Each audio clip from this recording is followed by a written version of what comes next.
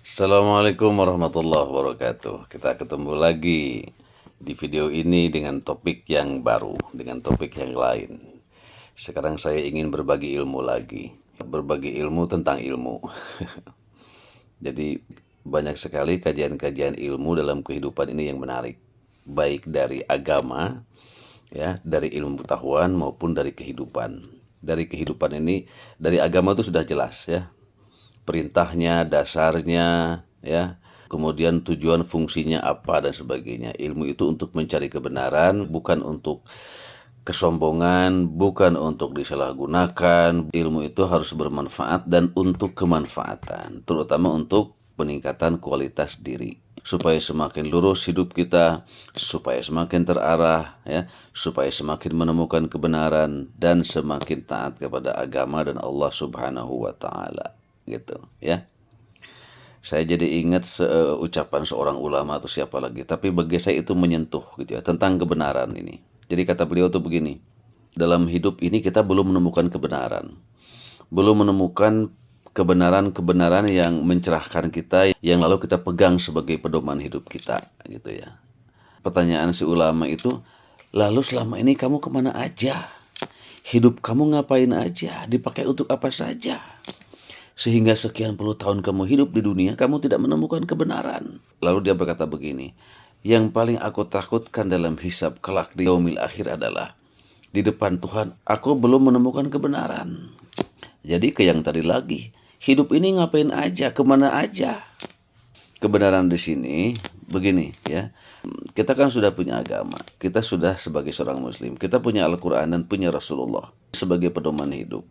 Tapi, nah ini, kita sering salah, banyak tergoda oleh hawa nafsu, banyak tergoda oleh godaan setan, banyak tergoda oleh pikiran-pikiran sesat, banyak tergoda dan terganggu oleh pikiran-pikiran orang yang membingungkan, banyak tergoda bingung oleh banyaknya versi kebenaran tuh yang mana.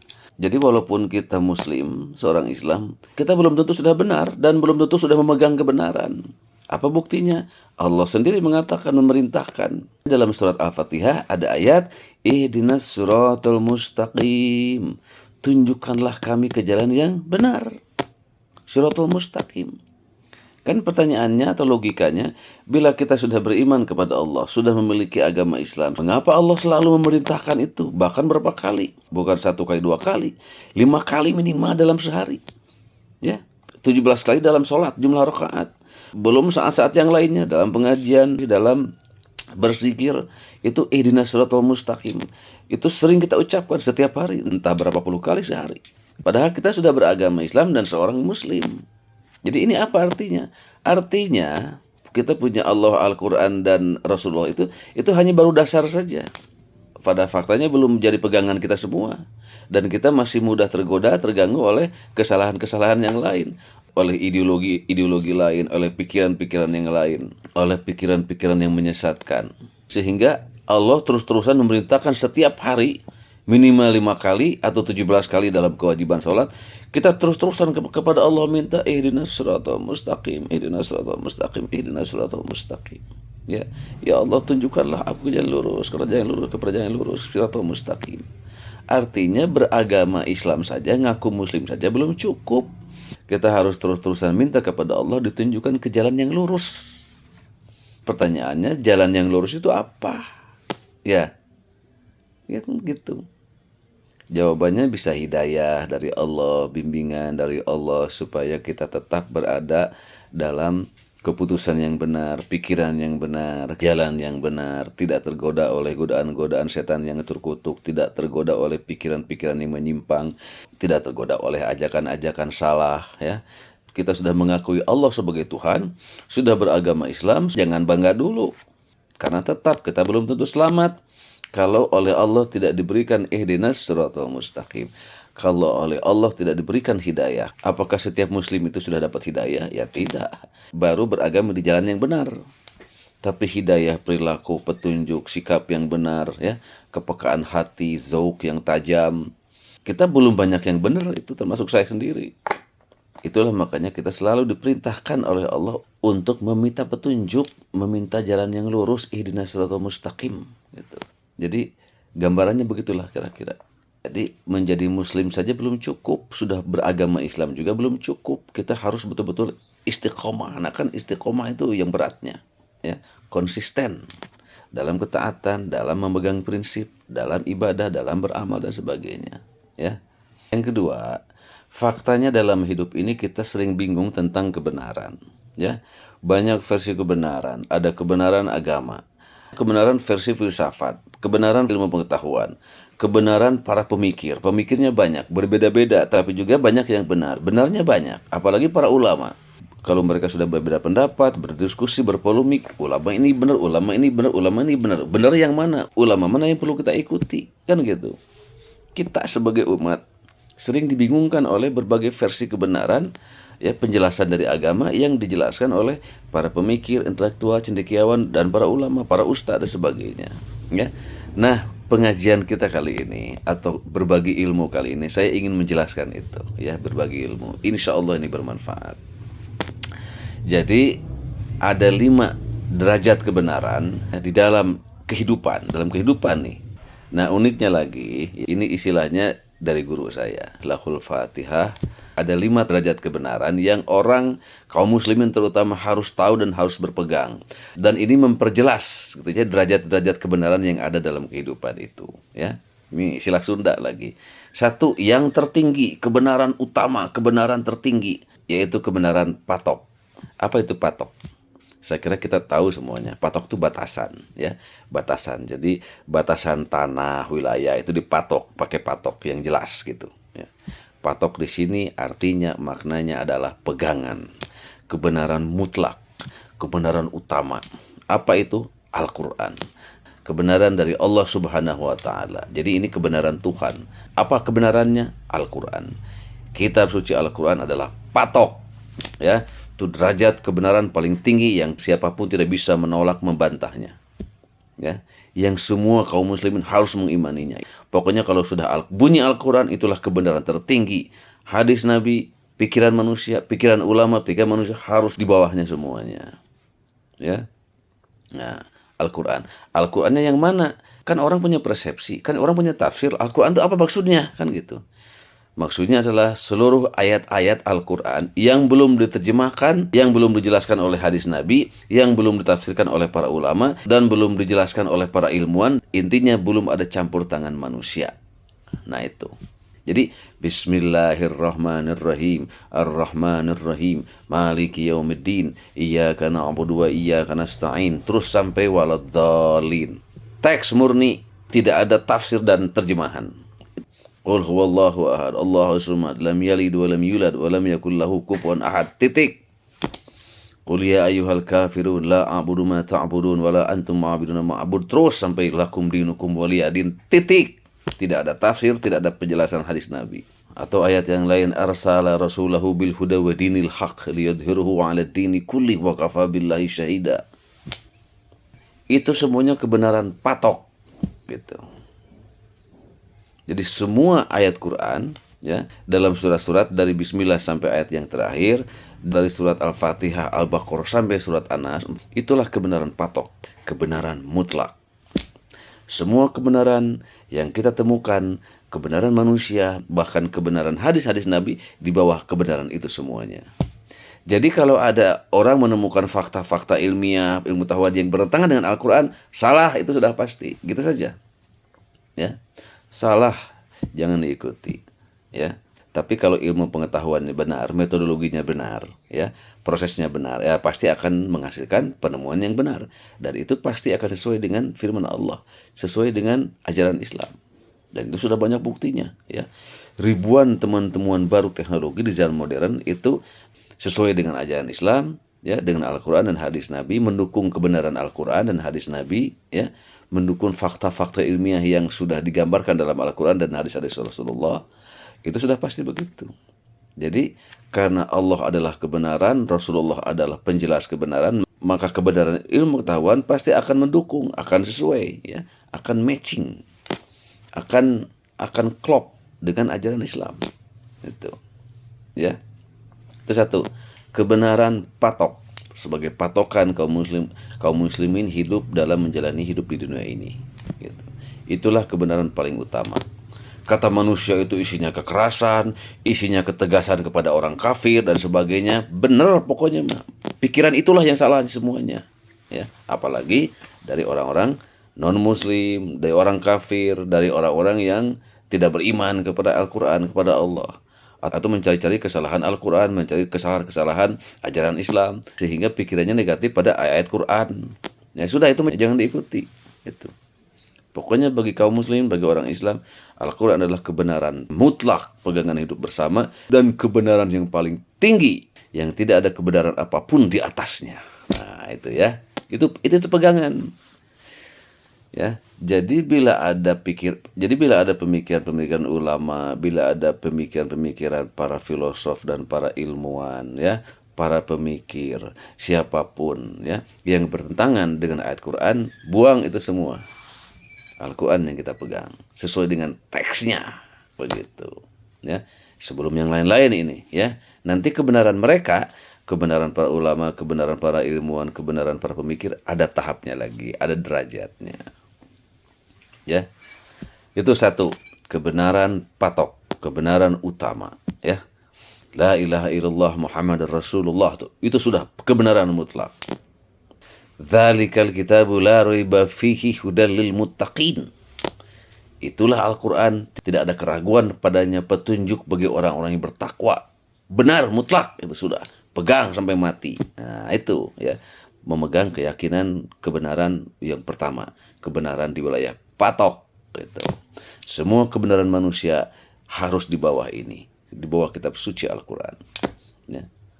Di bawah kebenaran Allah. Itu satu. Nah, yang kedua, kebenaran kolotok. Apa itu kolotok? Saya juga baru tahu belakangan ini. Ya. Itu bahasa Sunda Buhun, bahasa Sunda klasik. Kolotok itu, ya, genta. Jadi apa? Kalung. Bahasa Sundanya kalung, kongkorong yang suka dipakaikan ke kerbau, ya, munding. Jadi kalau dia berjalan, ya, suka bunyi itu kolotok gitu. Biasanya dari kayu kolotok itu, ya. Nah, itu simbol kan. Ini edunnya ilmu ini nih. Simbol.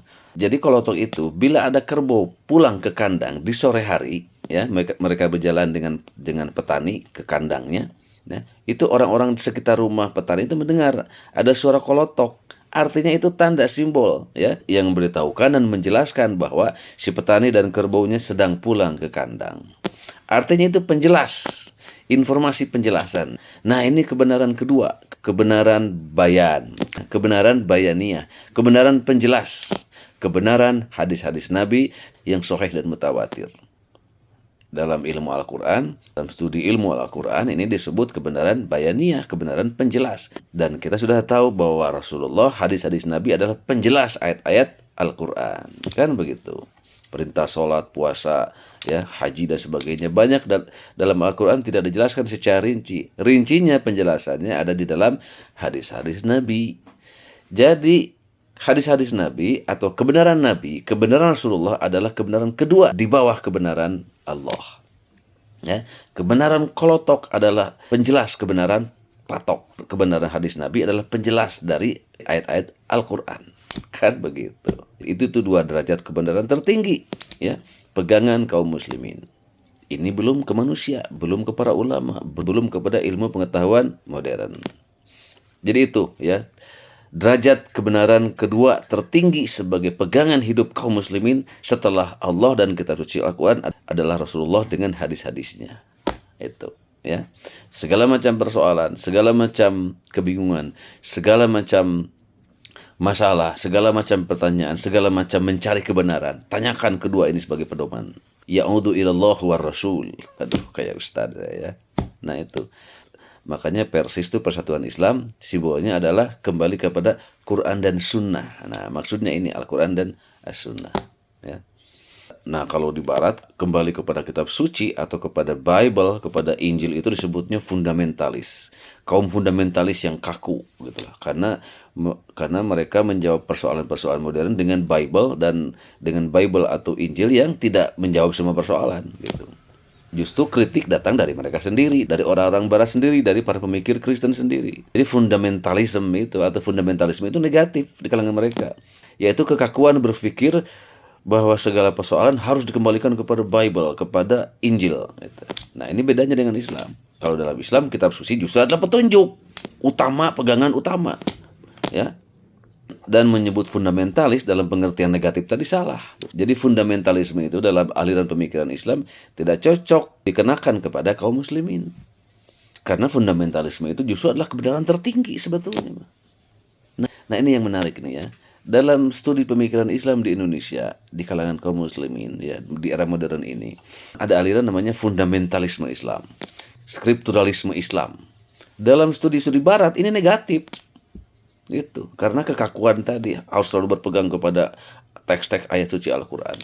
Kalau di kalangan kaum muslimin ini pegangan, walaupun memahaminya tidak harus secara kaku gitu. Karena ada tafsir, ada penjelasan para ulama, ada hadis-hadis Rasulullah. Tapi memegang Al-Qur'annya itu, kitab sucinya itu adalah prinsip dan keyakinan, keteguhan yang harus diletakkan sebagai di posisi pertama gitu. Ya. Dan memang sudah kritik sih, fundamentalisme itu bukan dari Islam.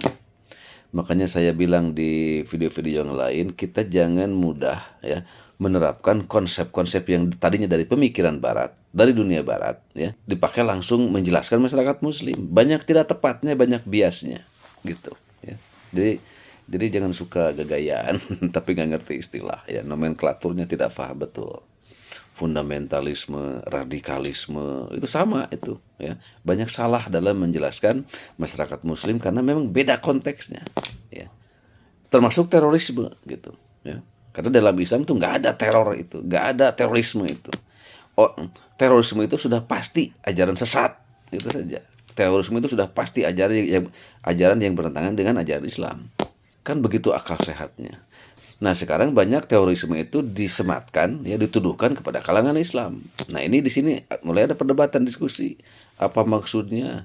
Siapa kasusnya? Apa peristiwanya? Ya, lalu apa batasannya dan sebagainya harus jelas. Ketika dipotret dipakai untuk menjelaskan masyarakat Muslim. Karena terorisme itu sekarang banyak sekali disematkan ke ajaran agama, terutama Islam. Ya, keturunan Islam. Kenapa? Karena orang-orang Islam lah yang paling kuat ya semangatnya untuk melawan Barat, untuk melawan dominasi Barat, melawan kapitalisme, melawan demokrasi, melawan sekularisme dan sebagainya. Jadi mereka menuduhkan ya radikalisme, fundamentalisme ya dan sebagainya. Dalam banyak kasus ya terorisme. Pada fakta sosialnya ada pelaku-pelaku Muslim yang jadi teroris, ada. Gitu. Tapi itu kan dari kesempitan berpikir, dari ideologi yang salah dan sebagainya. Ya, kalau kasusnya dalam semua agama juga ada. Dalam semua agama itu ada fenomena terorisme. Gitu. Radikalisme dan fundamentalisme semuanya ada dalam semua agama. Tapi persoalannya bukan agamanya, karena paham yang sempitnya kan gitu. Karena ada konteks psikologisnya. Mengapa itu muncul dalam konteks apa, menentang siapa dan sebagainya. Ini sudah mendalam persoalannya. Sudah luas, tidak mudah dituduhkan, distigmakan begitu saja ya. Jadi dalam Islam terorisme adalah musuh agama. Terorisme itu musuh Islam, ajaran sesat. Radikalisme sering dituduhkan. Kalaupun ada kasus pelakunya 1-2 itu kasus. Sebagaimana kasus dalam semua agama-agama lain. Saya pernah menulis 5 jenis terorisme.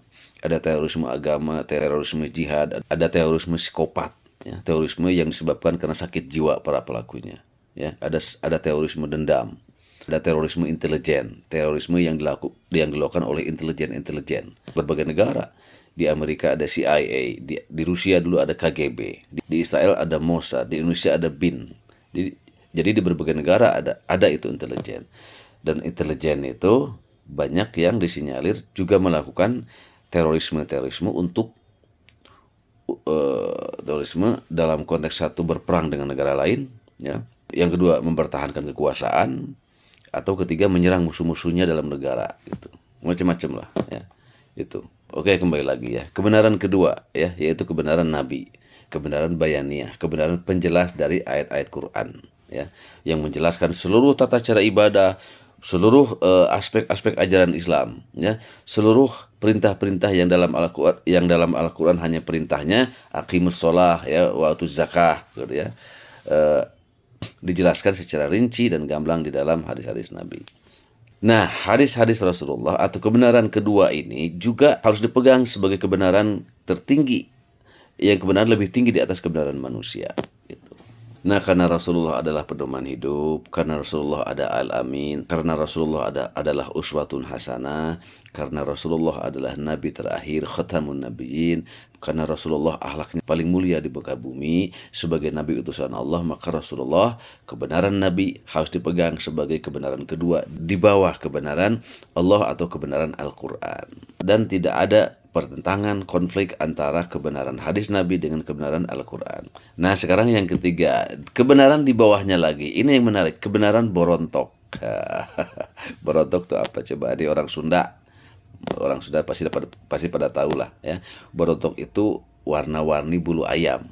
Di Sunda itu kan ayam borontok ya. Ayam borontok gitu. Nah, ayam berontok itu ayam yang warnanya itu banyak warna-warni. Nah, ini simbol, artinya simbol kebenaran yang banyak. Itu benar, ini benar, kok dia benar, ini juga benar. Aduh, bingung saya harus mengikuti yang mana. Ulama itu benar, ulama ini benar, filosof ini benar, pemikir ini benar. Banyak orang bingung dari kebenaran-kebenaran yang diucapkan oleh manusia. Karena ini memang tahap kebenaran di wilayah manusia. Ini tahap kebenaran di kalangan para pemikir, di kalangan para ulama, ustadz, pemikir, filosof, penulis, siapapun. Manusia itu di sini wilayah kebenarannya. Kebenaran manusia di sini wilayahnya. Kebenaran tafsir, kebenaran penelitian, kebenaran ilmu pengetahuan, kebenaran persepsional, kebenaran kontekstual dan sebagainya di sini itu, ya. Jadi seluruh kitab-kitab tafsir para ulama, ya, di muka bumi ini yang terkenal semuanya itu ada di wilayah Borontok. Seluruh pemikiran filosof yang benar-benarnya ada di wilayah Borontok. Seluruh pemikiran para intelektual pemikir muslim ada di wilayah Borontok. Di wilayah kebenaran manusia yang derajat kebenarannya di bawah Nabi dan Allah. Nah, itu ya yang harus dipegang. Jadi sebetulnya kita tidak usah bingung ketika melihat ada diskusi, ada polemik yang tajam, ada pertentangan pemikiran yang banyak, ada perbedaan pendapat yang banyak, ada pandangan ulama yang berbeda-beda. Mereka saling menyalahkan, saling serang, saling menuduh, saling macam-macam. Ya nggak apa-apa. Begitu karakter manusia. Ada yang paling merasa benar sendiri, ada yang mudah menyalahkan, ya. Ada yang gampang menyesatkan, ada yang mudah mengkafirkan sebagainya. Itu semuanya dinamika di wilayah manusia. Dan yang benar-benarnya, yang benar dari para ulama, yang benar dari para filosof, yang benar dari para pemikir ya, para pemikir yang benar dari para ilmuwan, apapun bagaimanapun kebenarannya, hebatnya tetap di bawah Nabi, di bawah kebenaran hadis-hadis Rasulullah yang sahih dan mutawatir. Yang benar-benar ini pada faktanya nanti akan sesuai dengan hadis-hadis Nabi atau dengan Al-Quran itu. Bahkan sekarang banyak teknologi penemuan modern yang sesuai, yang membenarkan ayat Quran, ucapan-ucapan Rasulullah dan sebagainya. Seperti misalnya tentang janin dalam rahim ya. Lalu misalnya hadis Rasulullah, bila minumanmu dimasuki lalat, lalapkeun ya, tenggelamkan oleh telunjuk ya. Lalu keluarkan, karena di sayap kirinya racun, di sayap kanannya adalah obat. Ternyata sekarang ditemukan oleh ilmu pengetahuan modern itu benar gitu. Lalu ada penelitian mikroskop tentang air liur anjing dan kucing, dibandingkan ya. Kenapa anjing itu najis, kucing itu tidak? Ternyata kuman-kuman dari lidah dan mulut anjing itu kotor gitu ya. Dan dari kucing itu bersih. Makanya hadisnya adalah bila wajanmu dijilat oleh anjing, cuci 7 kali dan 1 kalinya dengan tanah, kan begitu. Itu ditemukan lagi benar gitu sesuai ilmu pengetahuan. Belum yang lain-lain ya. Banyak sekali tentang gerakan sholat, hikmah sholat, ya, makna puasa. Terakhir saya melihat video penelitian astronomi NASA ya di Amerika Serikat membenarkan peristiwa Isra Miraj itu yang dahsyat luar biasa ya. Nu teu kapikiran, tidak terbayangkan oleh manusia abad ke-7 saat terjadinya Isra Miraj dan sampai berabad-abad kemudian ya. Bagaimana mungkin Rasulullah bisa terbang melesat ke luar angkasa sampai ke Sidratul Muntaha, melewati 7 lapis langit ya. Dan dikatakan Rasulullah itu melihat lubang hitam, black hole ya. Kemudian konfigurasi bintang planet seperti bunga mawar ya, digambarkan dalam Al-Qur'an. Ternyata Ternyata itu dilihat oleh Rasulullah. Lubang hitam atau black hole itu pernah disebutkan oleh Rasulullah dan dibenarkan oleh ilmu pengetahuan bahwa kemungkinan Nabi itu memang melihat dengan mata kepala pemandangan yang sangat dahsyat dan maha jauh, itu ada black hole dan sebagainya. Begitulah. Pokoknya penemuan NASA terakhir itu menjelaskan tentang perjalanan Isra Miraj Nabi Muhammad, jadi diriset dengan ilmu astronomi. Dan kesimpulannya adalah mendekati kebenaran. Faktanya sesuai antara informasi, ya, kabar yang dibawa oleh Nabi dari kisah perjalanannya itu dengan analisis perbintangan, perplanetan di luar angkasa, gitulah intinya mah, ya. Dahsyat tuh. Nah, jadi kalau riset ilmu pengetahuan yang benar pasti akan sesuai dengan hadis Nabi, dengan ajaran Rasulullah, dengan Al-Qur'an, kan gitu. Maka semua ilmu pengetahuan selama, ya, teorinya benar, metodologinya benar, prosesnya benar, lalu hasil temuannya pun dahsyat, menarik, baru pasti menjelaskan ajaran Quran, membenarkan ajaran Quran, ya.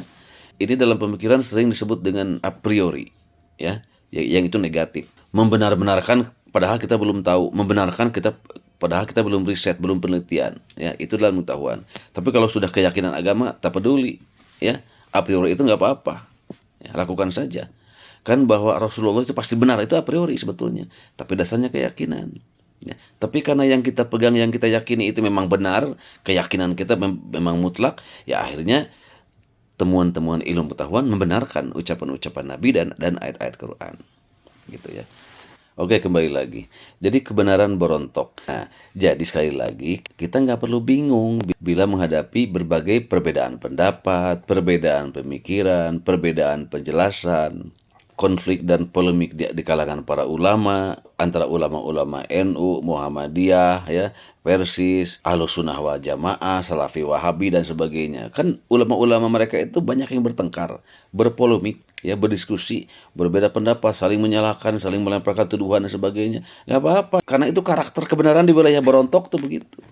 Kebenaran tidak pasti, kebenaran persepsional, bahkan sebagiannya kebenaran yang ditumpangi hawa nafsu, ya, untuk semangat menyalahkan orang lain, kurang introspeksi, gitu, ya.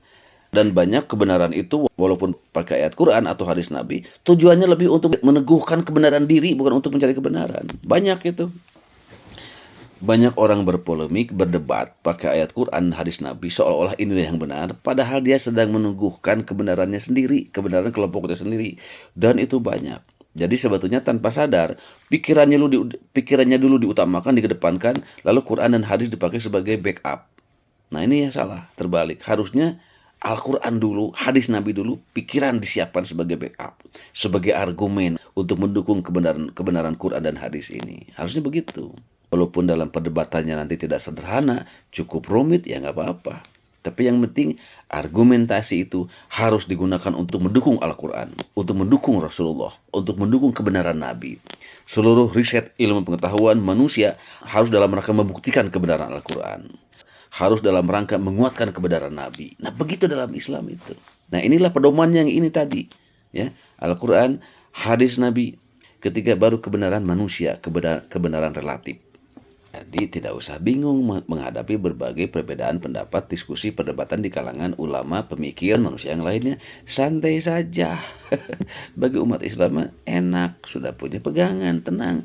Berbeda dengan Al-Quran, berbeda dengan hadis-hadis Nabi, buang, gitu saja. Apalagi menentang, mengkritik, menyalahkan, buang, gitu ya. Nggak usah bingung, itu, ya, itu kebenaran berontok. Nah, gitu saja. Biasakan sekarang, itu mah kebenaran berontok. Ada filosof, ilmuwan berdebat ramai, ada ulama ini, ulama itu ramai berdebat saling menyalahkan. Itu mah kebenaran berontok. Itu kebenaran ketiga, tahap ketiga. Jadi kita enak ringan menghadapinya, ya. Dan kita sudah punya pegangan. Kebenaran tertinggi mah Al-Quran, kata-kata Allah, firman Allah, itu yang maha mutlak kebenarannya. Baru di bawahnya Nabi Muhammad Rasulullah, kebenarannya menjelaskan perintah-perintah Allah, menjelaskan ayat Quran. Itu kebenaran kedua yang kita pegang. Santai akhirnya. Orang berdebat, silakan. Orang berdiskusi sampai liur, sampai pusing, silakan. Ya, para ilmuwan saling mengkoreksi temuan ilmiahnya, silakan.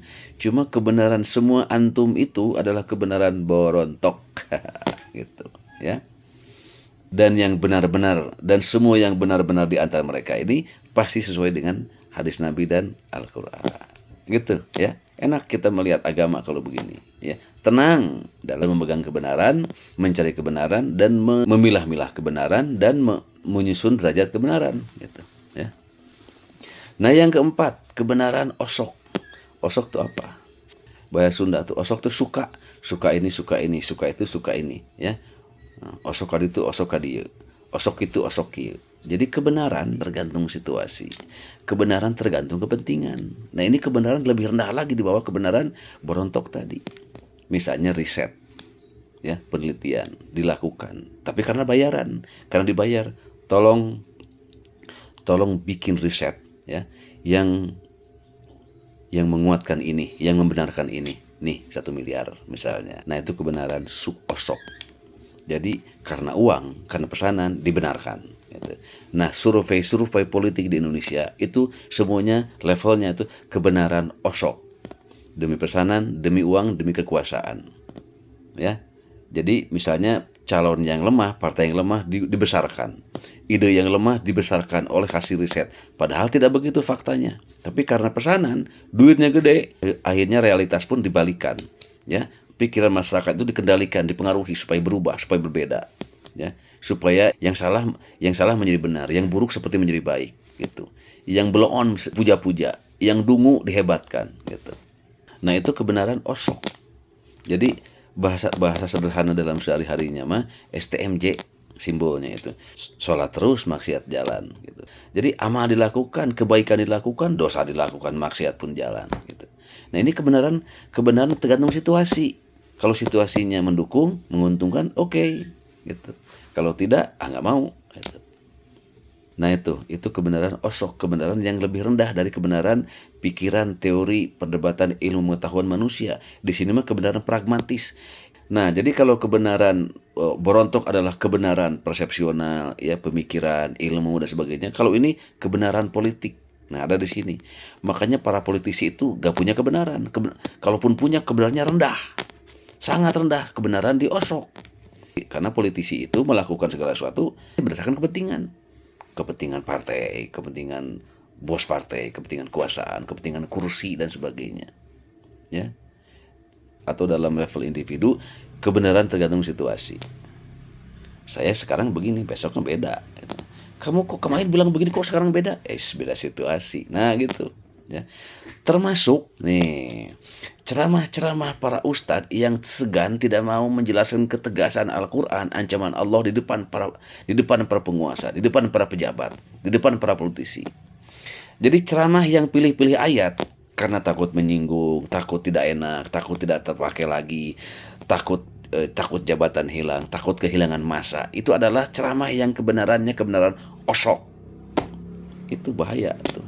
Itu sama dengan menjual ayat-ayat Allah dengan harga murah. Karena di depan para pejabat, di depan orang-orang berpengaruh, ya, secara kekuasaan, akhirnya apa? Ceramah pun dipilih-pilih yang enak-enaknya saja, yang lembut-lembutnya saja, yang moderat-moderatnya saja. Tapi ceramah yang tegasnya, ancaman Allah, ya, ancaman siksa neraka. Bila kalian tidak amanat dengan kekuasaan, bila kalian tidak amanat dengan jabatan, itu semuanya tidak diungkapkan, ya. Padahal itu untuk kontrol akhlak dan perilaku mereka. Nah, ketika itu tidak diungkapkan, dipilih yang lembut-lembutnya saja, itu ceramahnya kebenarannya di level osok, sangat bawah.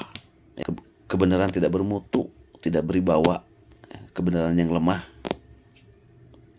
Padahal nih yang benar kan begini, di depan penguasa, para pejabat, orang-orang yang berpengaruh, ceramahnya itu ingatkan tentang amanat, ya, beratnya amanat, dosa-dosa besar bila amanat dilanggar, dosa-dosa besar bila sumpah jabatan dilanggar, bila janji dilanggar. Jelaskan dulu tentang ancaman siksa Allah, ancaman neraka kalau kalian semua berbuat tidak adil, mendolimi rakyat. Harusnya begitu ceramah di depan penguasa, itu bukan muji-muji, apresiasi. Itu mah para penjilat semuanya. Jauh dari kebenaran.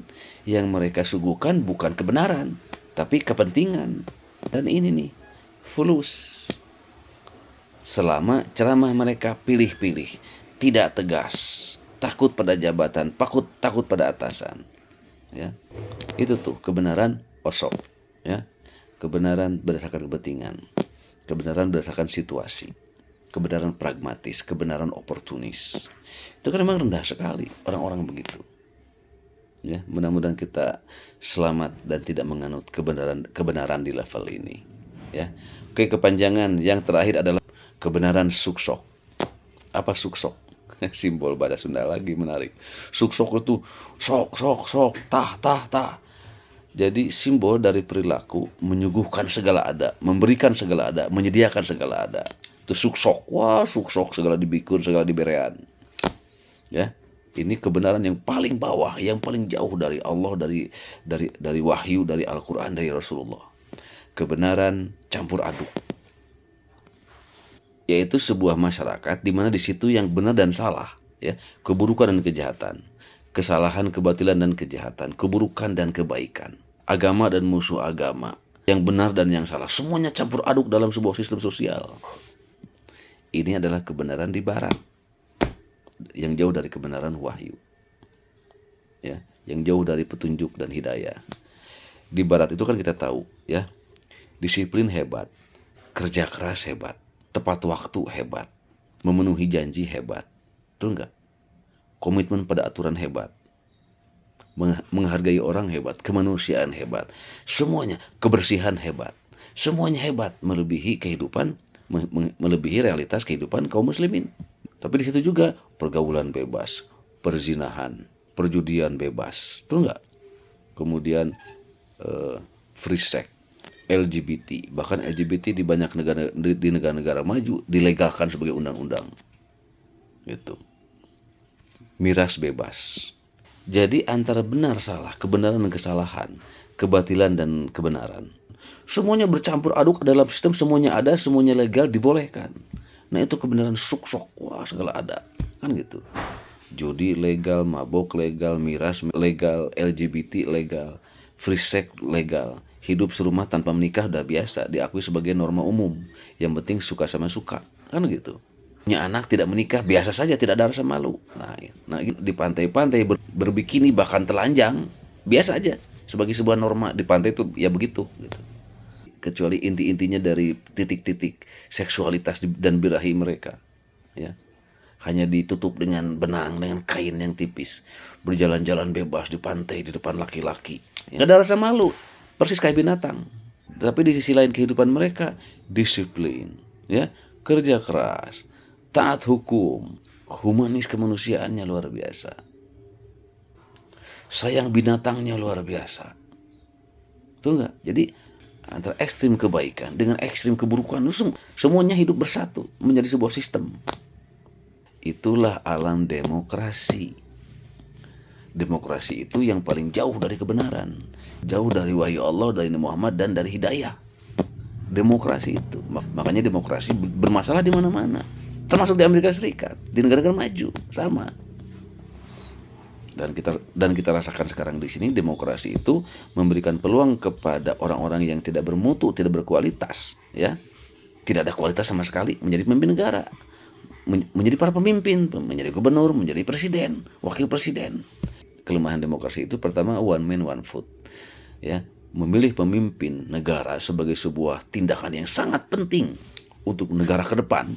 Itu melibatkan seluruh rakyat, termasuk yang tidak berpendidikan, pengangguran, yang tidak sekolah, yang tidak punya wawasan. Semuanya menentukan para pemimpin negara. Ya kan pasti kacau. Akhirnya apa? Public taste yang dominan, public culture, yaitu selera publik. Jadi memilih pemimpin bagi masyarakat awam yang penting suka, yang penting terkenal, yang penting viral, ya. Masih muda walaupun blow on, itu kan pemuda. Gilirannya pemuda untuk tampil, padahal blow on dan tidak berkualitas, nggak ada kualitasnya, ya. Sangat tidak layak menjadi pejabat publik, apalagi pemimpin, apalagi negara. Dan itu dimungkinkan oleh demokrasi. Makanya kata Plato, kata Socrates, tinggalkan demokrasi itu, jangan diberi kesempatan untuk berkembang. Karena demokrasi itu diantaranya yang paling menonjol memang memberikan kesempatan kepada para pemimpin buruk untuk berkuasa, kepada orang yang tidak bermutu, tidak berkualitas untuk menjadi pemimpin. Dan kita sudah rasakan selama 10 tahun. Dan di pemilu terakhir. Itu demokrasi, ya. Jadi tadi itu kelemahan demokrasi. Pertama, one man one vote, seluruh rakyat dilibatkan dalam memilih pemimpin. Pada itu negatif, tidak berarti positif. Yang kedua, memberikan peluang kepada orang-orang yang tidak bermutu, tidak berkualitas menjadi pemimpin. Dan yang ketiga, kebenaran ada di manusia, bukan di nabi, apalagi di Allah, tapi di manusia, di kesepakatan. Itulah demokrasi. Demokrasi itu level kebenaran yang paling jauh dari agama, jauh dari Tuhan, jauh dari hadis Nabi. Padahal Socrates dan Plato di zaman Yunani sudah mengingatkan buruknya demokrasi. Juga para pemikir modern zaman sekarang, para filosof di barat banyak yang sudah menyampaikan demokrasi. Nah, dalam level kebenaran yang tadi itu memang demokrasi itu level kebenaran terbawah, terendah. Jadi orang yang ingin mempertahankan demokrasi adalah orang yang jauh dari kebenaran. Yang jauh dari kebenaran Tuhan, jauh dari hidayah. Apa yang dipuja-pujanya kebebasan manusia.